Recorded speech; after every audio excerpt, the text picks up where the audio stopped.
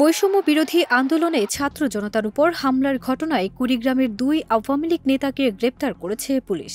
৩ October দিবাগত রাতে পৃথক অভিযান চালিয়ে কুড়িগ্রাম সদর ও অলিপুর থানা পুলিশ তাদের গ্রেপ্তার করে। ৪ অক্টোবর সকালে বিষয়টি নিশ্চিত করেছেন কুড়িগ্রাম সদর থানা পুলিশের ভারপ্রাপ্ত কর্মকর্তা ওসি নাজমুল আলম।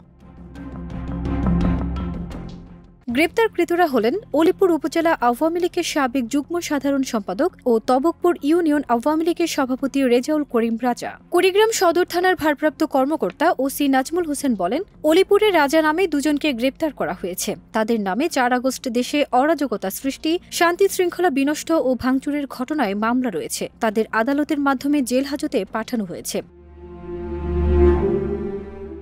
পুলিশ জানায়, ৪ আগস্ট শহরের ঘোষপাড়ায় ছাত্র জনতার উপর দেশীয় অস্ত্র নিয়ে আওয়ামী লীগ, যুবলীগ ও ছাত্রলীগের নেতাকর্মীরা হামলা চালায়। এতে ৩৫ জন আহত হয়। এ ঘটনায় জেলা যুবদলের সদস্য আবু তাহের মেজবা বাদী হয়ে আওয়ামী লীগ ও অঙ্গ সংগঠনের ৮৫ জন নেতাকর্মীর নাম উল্লেখ করে অজ্ঞাত ১৫০ জনকে আসামি করে মামলা করেন।